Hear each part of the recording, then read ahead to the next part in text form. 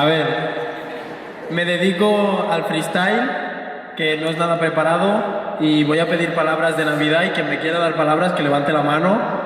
¿Tú? ¿Qué tenga que ver con Navidad? Papá Noel.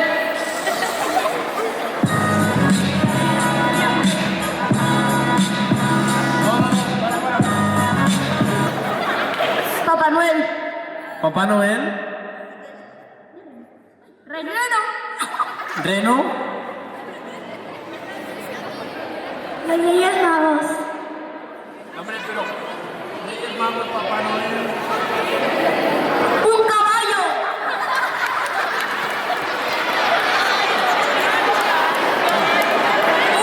Un hipopótamo. Tiene que ver con la Navidad.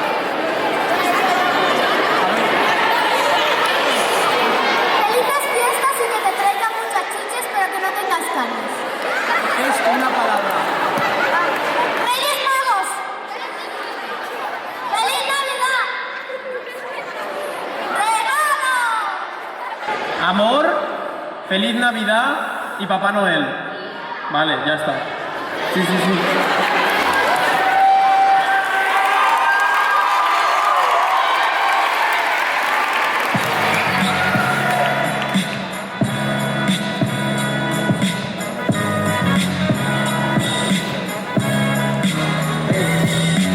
Quiero que me empiece a gritar toda la Asunción, porque lo que hago es una improvisación, para que la gente vea que es una degustación, que una estrella fugaz os conduzca hasta vuestro amor. Entonces, voy a seguir y quiero que griten, por favor, que luego me lo piden, porque vengo con creatividad, y a todos los padres de la Asunción os deseo feliz Navidad. Hay una cosa, y es que lo digo claro, y es que cuando vengo, la rima la disparo.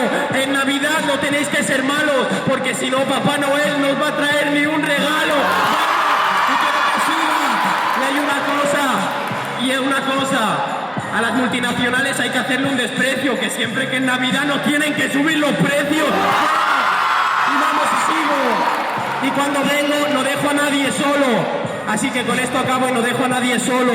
Y os deseo una muy buena feliz Navidad a todos.